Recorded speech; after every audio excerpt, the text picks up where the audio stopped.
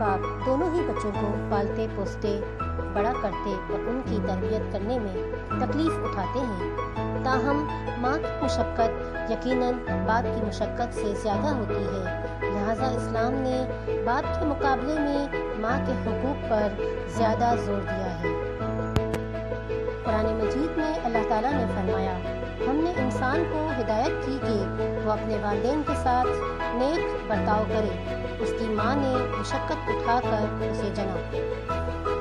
دنیا کا سب سے خوبصورت رشتہ ماں ہے۔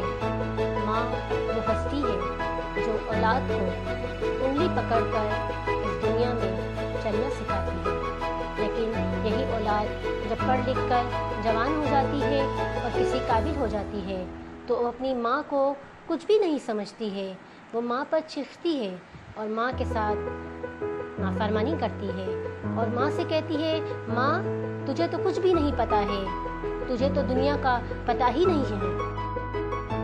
وہ میری بدسلوکی میں بھی مجھے دعا دیتی ہے، آغوش میں لے کر سب غم بھلا دیتی ہے۔ افسوس ہوتا ہے ایسی اولاد پر جو اپنی زبان کی تیزی اس ماں پر دکھاتی ہے جس نے اسے بولنا سکھایا ہوتا ہے۔ اولاد چاہے کتنی ہی نافرمان کیوں نہ ہو، ماں کے ہاتھ ہمیشہ اس کے لیے دعا کے لیے ہی اٹھتے ہیں۔ ماں دنیا کا وہ واحد بے غرض رشتہ ہے جو بغیر کسی غرض کے اپنی اولاد سے محبت کرتی ہے۔ ماں کی نافرمانی سے بچیں، کیونکہ ماں کی نافرمانی کبیرہ گناہوں میں سے ایک گناہ ہے۔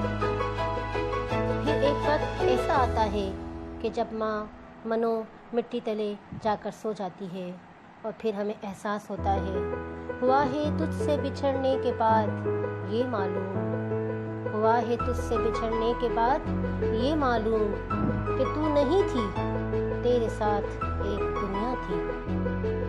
لیکن پھر ہائے افسوس، انسان کے پاس سوائے پچھتاوے کے کچھ بھی نہیں رہ جاتا۔ ماں کی محبت اور پیار کا کوئی نعم البدل نہیں۔ ماں کی محبت اگر ایک بار چھن جائے تو پھر کبھی نہیں ملتی۔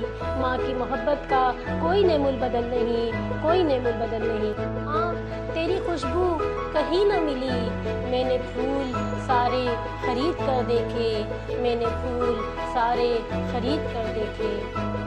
جن کی مائیں ہیں وہ ان کی قدر کریں، قیامت کے دن وہ وقت بھی ترازو میں تولا جائے گا جو آپ نے اپنی ماں کے پاس بیٹھ کر گزارا ہوگا۔ خدا را ماؤں کی قدر کریں۔